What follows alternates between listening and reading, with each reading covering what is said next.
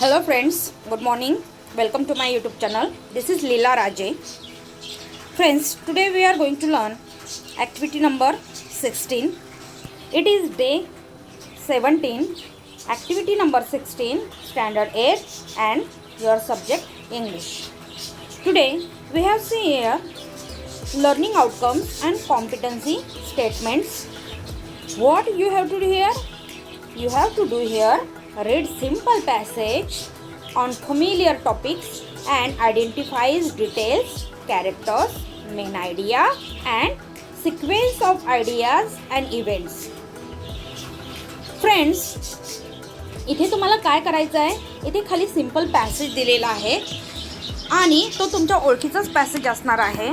त्यामध्ये कोणते डिटेल्स दिलेले आहे, कॅरेक्टर पात्र कोणकोणती आहेत, मेन आयडिया कोणती आहे त्याच्यामध्ये, म्हणजे मेन आयडिया कशावरती आहे तो पॅसेज, थीम काय त्या पॅसेजची, and sequence of ideas and events.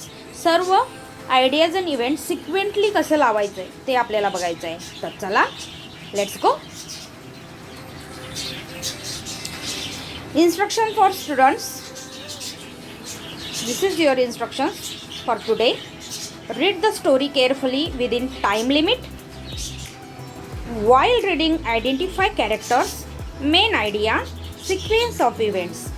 वाचन करताना पात्र ओळखायचे आहेत, मेन आयडिया काय आहे स्टोरीमधील आणि प्रत्येक इव्हेंट सिक्वेन्स वाईज कशी आहे. Learning activity. This is your learning activity. See, आपण कालच फार्मरची गोष्ट बघितली होती. Farmer and his 5 son. Okay, rearrange the events to frame a story. इथे ज्या इव्हेंट दिलेल्या आहे त्या जम्बल्ड आहेत. जम्बल्ड मीन्स सिक्वेन्सने नाही, तर तुम्हाला त्या रिअरेंज करायच्या आहे आणि स्टोरी फ्रेम करायची आहे. बघा, ही स्टोरी सॉल्व ॲक्टिव्हिटीमध्ये खाली दिलेली आहे. आपण आधी रिअरेंज करूया. पहिलं वाचून बघूया हे बरोबर आहे का. 1 नंबरला, the farmer quickly realise his foolish mistake and proceed to cry over his lost resource. हे तर 1 नंबर येणार नाही, कारण त्याला रिअलाइज झालं त्याने जी चूक केली, तर हे शेवटी येणार. इथे बघूया, but as he open the stomach the only thing he found was guts and blood. ही पण येणार नाही. जेव्हा तो त्या कोंबडीचं पोट कापतो त्याच्यामध्ये गोल्डन एग नसतात, म्हणजे हे पण येणार नाही सुरुवातीला. आपल्याला 1 नंबरची सिच्युएशनपासून शेवटी जी सिच्युएशन येईल असं अरेंज करायचं आहे. नेक्स्ट वाचूया. But one day the farmer thought to himself, why should we take just 1 egg a day? Why can't we take them all at once and make a lot of money? The farmer told his wife his idea and the foolishly agreed. हे तर मिडलला येणार, हे आधी येणार नाही. Next, once upon a time a farmer had a goose that laid 1 golden egg. One golden egg every day. The egg provided enough money for the farmer and his wife to support their daily needs. The farmer and his wife continued to be happy for a long time. बरोबर. हे जेव्हा आपण स्टोरीची सुरुवात करतो, तुम्हाला मी आधी पण सांगितलेलं आहे की स्टोरी लिहिताना पास्ट टेन्समध्ये लिहितात, म्हणजे V2चा वापर करतात. बरोबर, पास्ट टेन्समध्ये लिहितात. V2 म्हणजे काय? 2 नंबरचं व्हर्ब. बरोबर. आणि स्टोरीची सुरुवात कशी करतात? Once there is a temple, once upon a time, या प्रकारे करतात. तर हे आपलं 4 नंबरचं सेंटेन्स काय येणार? पहिले येणार. बरोबर, 4 नंबरचं सेंटेन्स हे पहिले येणार. इथे मी 1 लिहिते. ओके, पुढे वाचूया. As the days went on the farmer and his wife became poorer and poorer. How jinxed and how foolish they were. बघा, जसे जसे दिवस लोटत गेले, फार्मर आणि त्याची वाईफ गरीब होत गेले. किती मूर्ख होते ते. हे सेंटेन्स त्यानंतर येणार. बघा आणि त्यानंतरचं वाचून घेऊया. Then the next day as the goose laid his golden egg the farmer was quick with a sharp knife. Quick with a sharp knife, he killed the goose and cut its stomach open in the hopes of finding all its golden eggs. बघा हे पण त्याच्यानंतर येणार. तर आपल्याला एक नंबरचं sentence भेटलं आहे. एक नंबरचं सेंटेन्स भेटल्यानंतर त्याला आयडिया येते की हे 3 नंबरचं सेंटेन्स हे 2 नंबरचं सेंटेन्स आहे. बघा त्याला कळालं की गूज हे दररोज एक अंडं घालतं आणि ते सोन्याचं अंडं आहे. तर अशी खूप सारे अंडे का मिळू नाही एकदाच. तर मग त्याच्या मनात ही कल्पना येते आणि तो हे सेंटेन्स म्हणतो. But one day the farmer thought to himself, why should we take just 1 egg a day? Why can't we take them all at once and make a lot of money? The farmer told his wife his idea and she foolishly agreed. 2 नंबरचा. Then 3 नंबरचे sentence हे 6 नंबरचं sentence येणार. Okay so student, this is your 1, 2 and 3. What is the 4th number sentence? After that then the next day as the goose laid its golden egg, the farmer was quick with a sharp knife. He killed the goose and cut its stomach open in the hopes of finding all its golden eggs. But second number sentence is 4th number sentence. But as he opened the stomach, the only thing he found was guts and blood.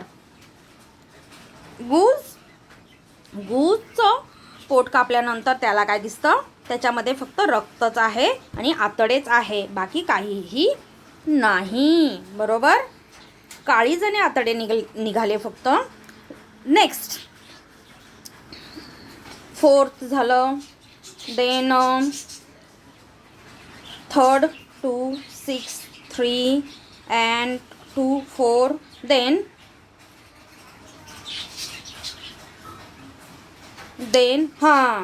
the farmer quickly realized his foolish mistake. गूजचं पोट कापल्यानंतर त्याला mistake realise होते का रे, मी हा काम मूर्खपणा करून बसलो. And proceed to cry over his lost resource. आणि तो रडत बसला. अरे दररोज एक अंड तर सही, एक अंड मिळत होतं, बट आता तेही मिळणार नाही. तो रडत बसला. And last one is sentence number 5th. This is your 5th sentence.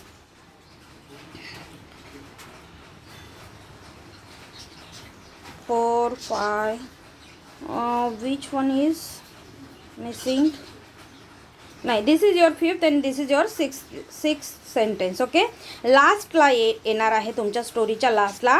As the days went on, जसे जसे दिवस जात गेले, the farmer and his wife became poorer and poorer and how jinxed and how foolish they are. आणि त्यांना realise झालं की किती मूर्ख होतो आपण. बरोबर, ते गरीब होत गेले, कारण जे काही एक सोर्स होतं त्यांच्याकडे ते सोर्स देखील नाहीसं झालं होतं. आपण अरेंज केलेले आहे सर्व पॉईंट्स, त्याप्रमाणे स्टोरी लिहायची आहे.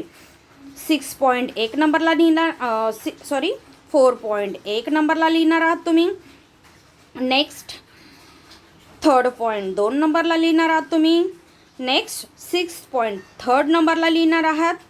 देन 2nd पॉईंट 4th नंबरला लिहिणार आहात आणि 1st पॉईंट 5th नंबरला लिहिणार आहात आणि शेवटी लिहिणार आहात 5th point. Okay, let's go. This is your solve activity. Story इथे लिहिलेली आहे त्याचप्रमाणे, पूर्ण स्टोरी त्याचप्रमाणे आहे. Let it read. Once upon a time, a farmer had a goose that laid 1 golden egg every day. The egg provided enough money for the farmer and his wife to support their daily needs. The farmer and his wife continued to be happy for a long time. But one day, the farmer thought to himself, why should we take just 1 egg a day? Why can't we take them all at once and make a lot of money? The farmer told his wife his idea and she foolishly agreed. Then, the next day, as the goose laid his golden egg, the farmer was quick with a sharp knife. He killed the goose and cut its stomach open in the hopes of finding all its golden eggs. But as he opened the stomach, the only thing he found was guts and blood. The farmer quickly realized his foolish mistake and proceeded to cry over his lost resource. As the day went on, the farmer and his wife became poorer and poorer. How jinxed and how foolish they were. This is your story and this is your today's activity. Here we have to practice questions. Once students rearrange the story, ask them to follow the instructions. Enlist the characters in the story. या स्टोरीमध्ये कोणकोणते character आहे? Just write it. Farmer, his wife, goods. Okay. Next, suggest the title to the story. Title काय आपण देऊ शकतो या स्टोरीला? Foolish farmer.